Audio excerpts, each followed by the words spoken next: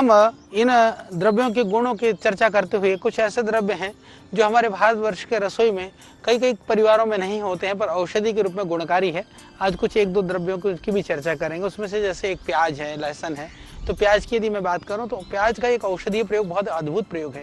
यानी कि किसी को अचानक कान में दर्द हो उठे, जब कोई उपाय ना मिले तो प्याज को हल्का सा प्याज की उसको निकाल लीजिए, प्याज को थोड़ा काट लीजिए, हल्का सा उसको गर्म कर लीजिए और गर्म कर करके उस रस को निकाल करके यदि 4-4 बूंद कान में डाल देते हैं तो कितना भी भयानक दर्द हो तुरंत इससे लाभ हो जाता है। और दूसरी चीज़ आपने सुना होगा कि कितनी भी भयानक गर्मी हो और लू लगी हो तो वो जहाँ धूप में जाना घूमना पड़ता हो, एक प्याज में गले में रख कर यदि जेब में रख लो चाहे गले में लटका लो तो भी लाभ हो जाता है। और राजस्थान जैसे भयानक गर्म क्षेत्र में, महाराष्ट्र के गर्म क्षेत्र में आपने देखा होगा एक किसान जो है सिर्फ एक प्याज के सहारे से रोटी खा लेता है और भरी धूप में काम कर लेता है, लू नहीं लगता है। कारण क्या है कि प्याज के अंदर जबरदस्त क्षमता है लू को रोकने की। तो इसीलिए प्याज को, हालांकि प्याज खाने से मुंह में थोड़ा सा दुर्गंधी आती है पर कुल्ला करें, खाने के बाद में साफ करें। पर प्रतिदिन, क्योंकि इसको थोड़ा सा तामस प्रकृति की चीज़ें मानी गई हैं, औषधि के रूप में तो जरूर आप ले सकते हैं। इसमें हमको लगता है कोई दोष नहीं है। रूटीन में प्रतिदिन भोजन का अंग ना भी बना लें पर कभी कभी आप इसको ले सकते हैं। इसके अतिरिक्त प्याज का हमने देखा है कि एक शरीर को वो बल भी प्रदान करता है।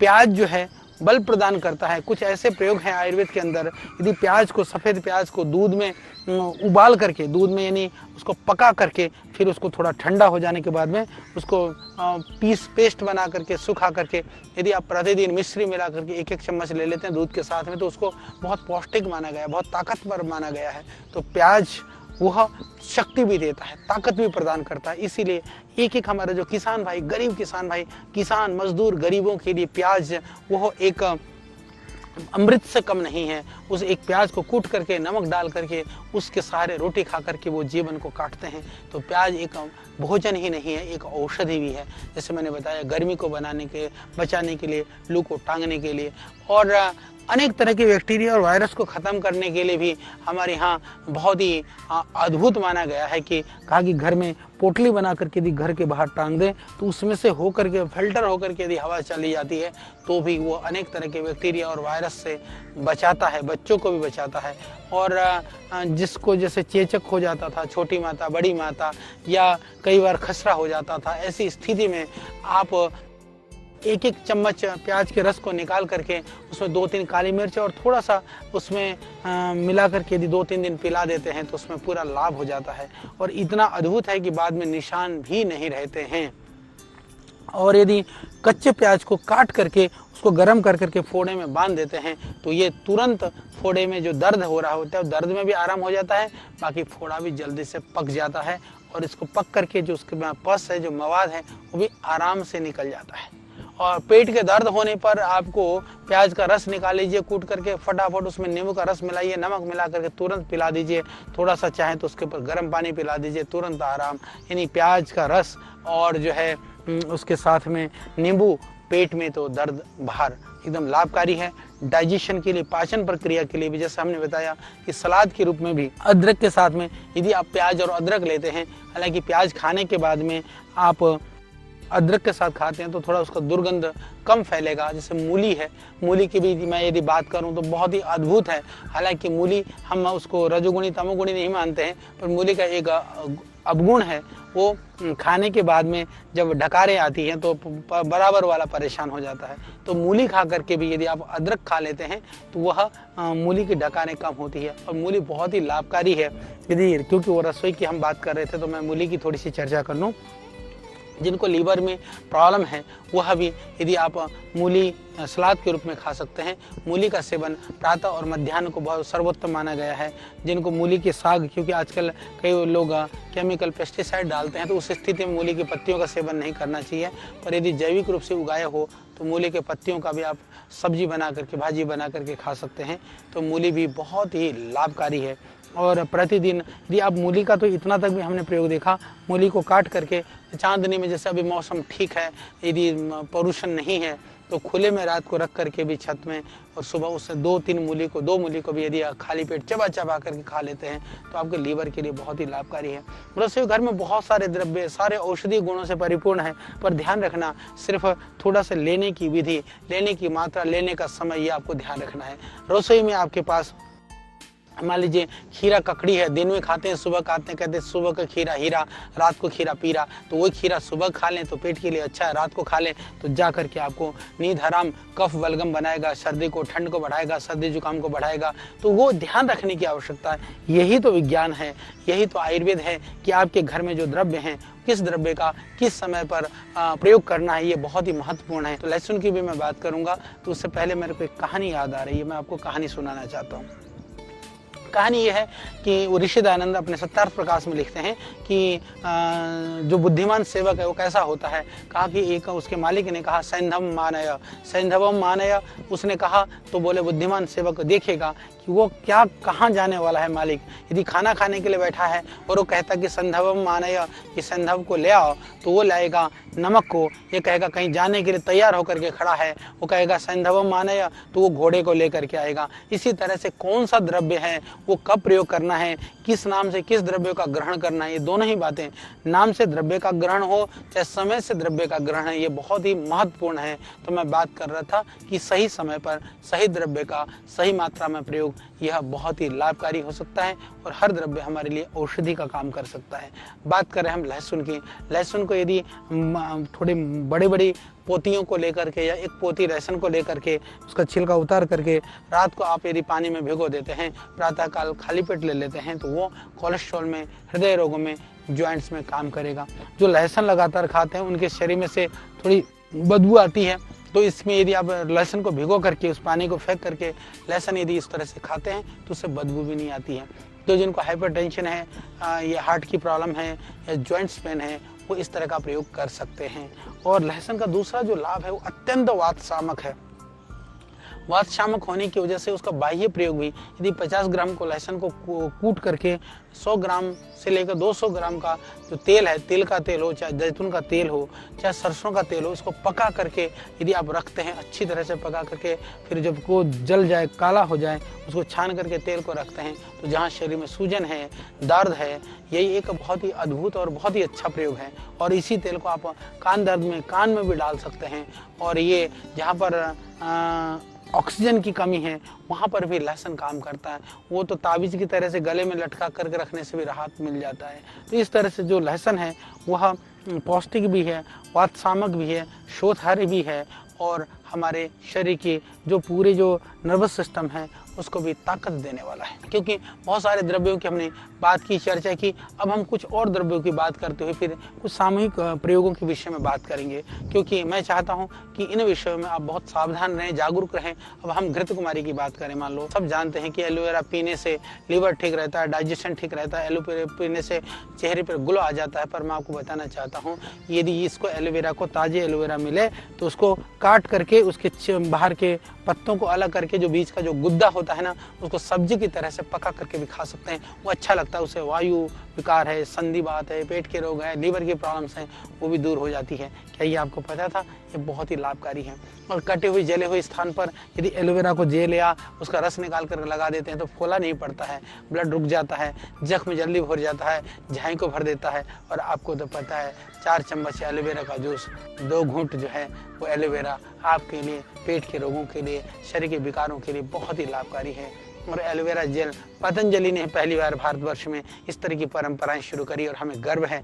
आज भी पतंजलि का जो एलोवेरा जेल है वो उससे आप अपनी झाइयाँ दूर कर रहे हैं, अपनी कांति बढ़ा रहे हैं, कील मुहासों को ठीक कर रहे हैं। क्योंकि ओरिजिनल तो ओरिजिनल होता है, चाहे कितने भी लोग आ जाए मैदान में, तो हम आपको जो ज्ञान देते हैं वो ओरिजिनल है, असली है, प्राचीन है। और सबसे पहले इस परंपरा को पतंजलि के माध्यम से, पतंजलि के द्वारा बड़े स्तर पर इस देश में देने का प्रयास किया गया है।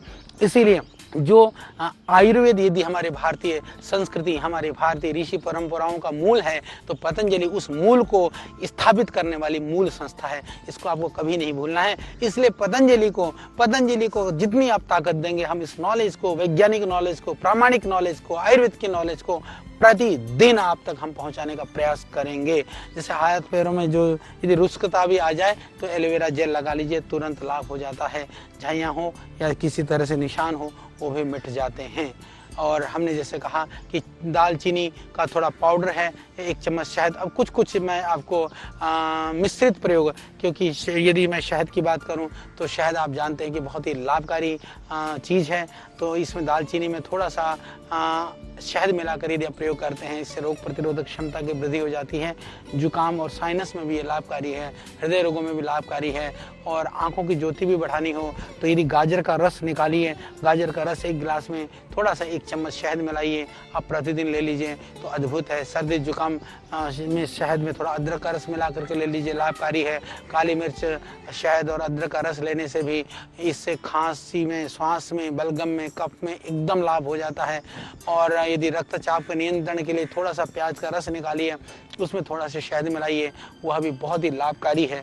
और 1 गिलास गर्म पानी, यानी गुनगुना पानी पीने लायक में, तेज गर्म पानी में कभी शहद नहीं मिलाना चाहिए। पीने लायक पानी में शहद और नींबू मिलाकर सुबह ले लीजिए, ये मेद को कम करता है। प्रतिदिन आप उसका सेवन कर सकते हैं।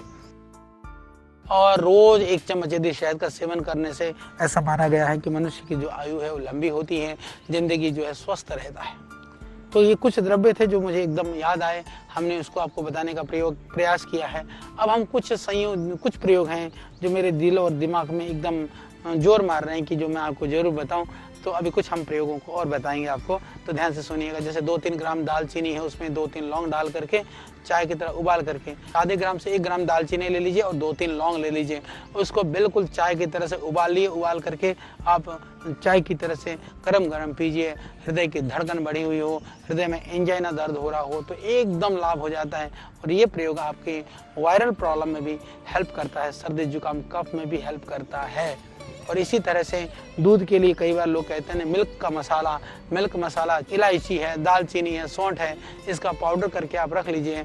और इसको थोड़ी मात्रा में जब दूध लेते हैं तो आप दूध के अंदर डाल करके पीजिए। इससे हृदय को ताकत मिलेगी और रोग प्रतिरोधक क्षमता भी बढ़ जाएगा। इससे दूध भी, जिनको डाइजेस्ट नहीं होता है, दूध भी डाइजेस्ट होने लगेगा। और इसी तरह से डायबिटीज़ के लिए हम पहले भी बता चुके हैं, करेला, खीरा, टमाटर आपके रसोई में तीनों चीज़ जरूर हैं। उनका सुबह निकाल कर 1 कप जूस प्रतिदिन पीजिए, उससे डायबिटीज़ में लाभ हो जाएगा, पाचन प्रक्रिया भी ठीक रहेगी। आपकी रसोई की जो लौकी है, लौकी का ताज़ा रस निकालिए, सुबह जो है उसमें थोड़ा सा पुदीना डाल दीजिए, थोड़ी सी इलायची डाल दीजिए।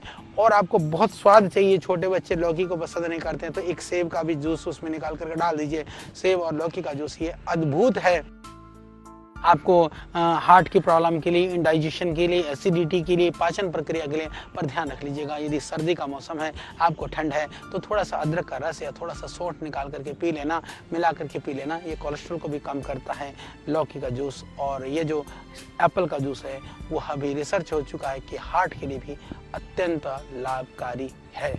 तो इसी तरह से जिनको तेज बुखार हो, लौकी की बात चल रही है तो एक प्रयोग और बता दूं, वो तेज बुखार हो तो बाकी औषधि उपचार के साथ साथ में लौकी को आप गोलाई में काटिए, काट करके बच्चे के हाथ, जो व्यक्ति है उसके पैरों के तलों में रगड़िए या उसको रखिए। तो रगड़ने से, धीरे धीरे रगड़ने से या रखने से रोगी को शांति मिलती है और बुखार जल्दी उतरने में इससे निश्चित रूप से लाभ होता है।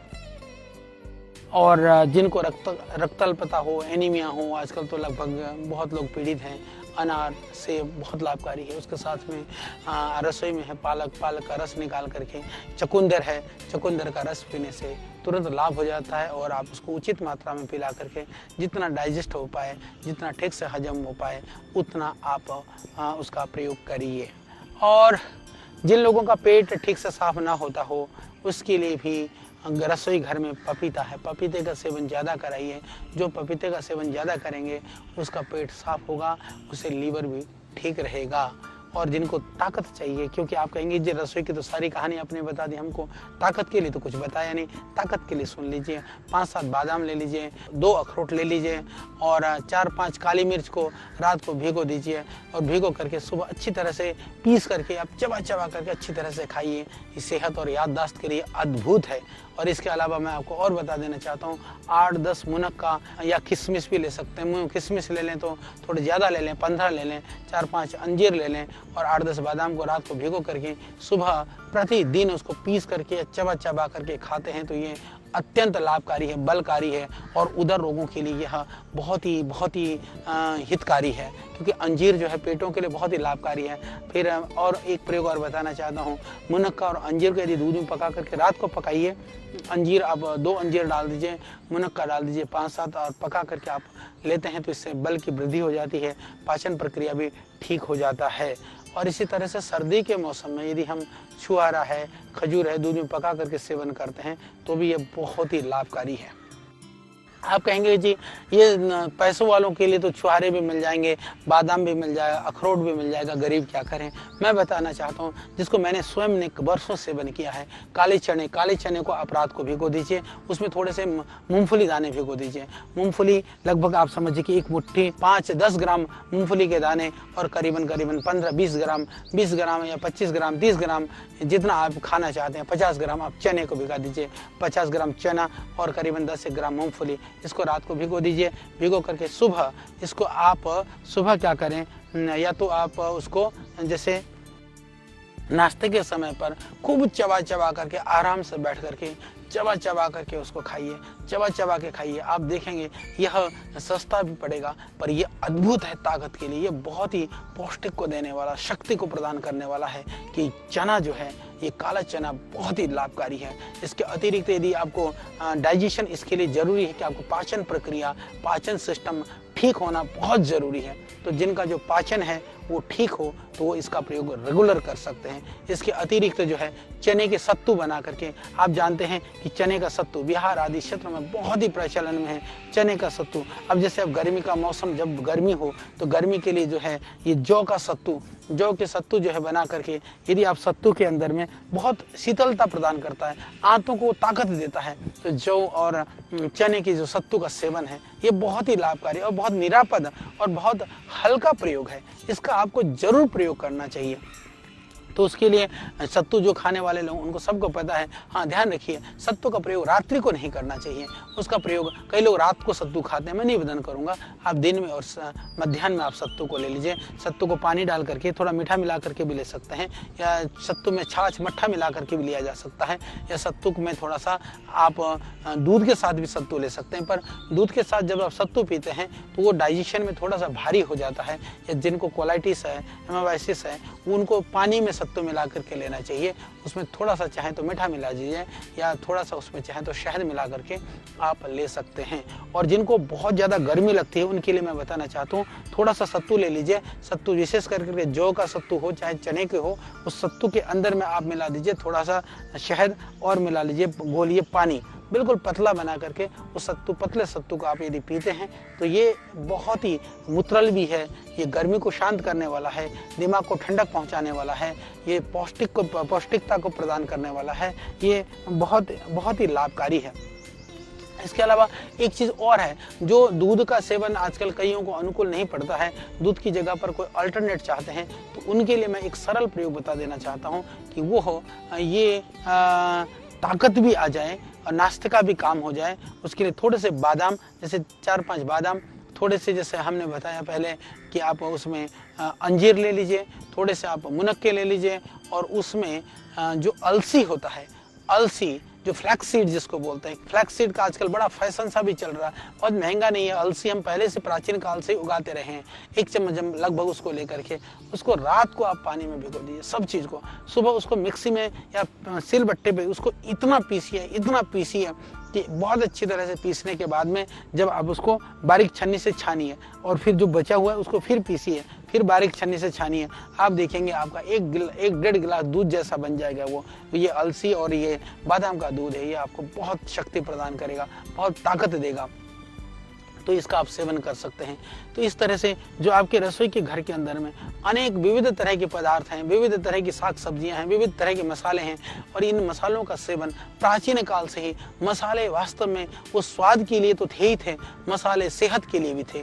तो इन मसालों के द्वारा हम सेहत कैसे प्राप्त कर सकते हैं, कैसे हम प्राप्त करें, इन विषयों को मैंने आपको बताने का प्रयास किया।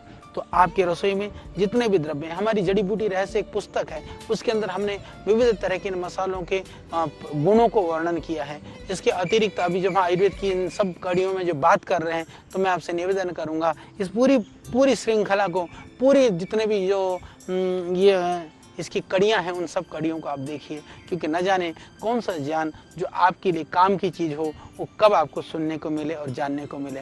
हमारा प्रयास है हम एक एक चीज़ को लेकर के बैठें। जब मैं रसोई की बात कर रहा हूँ, जैसे हम रसोई में पुदीना है, पुदीना इतना लाभकारी है, पुदीने को आप उबाल करके काढ़ा बना करके पीजिए, सर्दी जुकाम के लिए लाभकारी। जैसे मैंने कहा कि आप लौकी के जूस के साथ में थोड़ा सा पुदीना डाल करके, जैसे सुबह आप उसको पुदीना के साथ में लौकी का जूस पीते हैं, तो वह भी आपके हृदय के लिए, और वो बड़ा स्वादिष्ट भी लगता है, बहुत अच्छा भी लगता है, तो उसको पीजिए।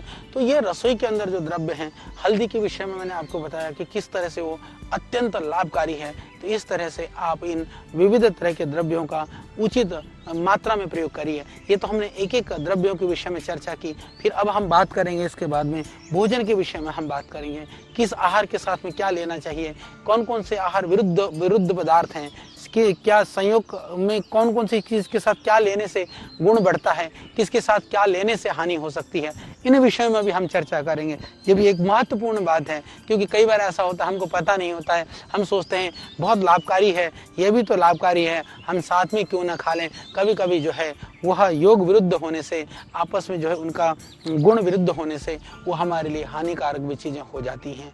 तो इन सारे विषयों में हम चर्चा करेंगे आज के लिए, क्योंकि आज का जो मेरा समय था, आज की जो चर्चा थी, मैं इसको यहीं समाप्त करता हूं, और कल या अगली कड़ी के अंदर और नए विषय के साथ में, नई ढेर सारी जानकारियों के साथ में हम आपके बीच में होंगे। देखते रहिए इस संपूर्ण स्वास्थ्य का जो विज्ञान है, इसका जो दर्शन है आयुर्वेद का, इस दर्शन को, इस विज्ञान को, इस आयुर्वेद के रहस्य को आप देखते रहिए, और बहुत सारी जानकारियों के साथ हम होंगे आपके बीच में। तब तक के लिए आप हमको दीजिए विदा। ओम।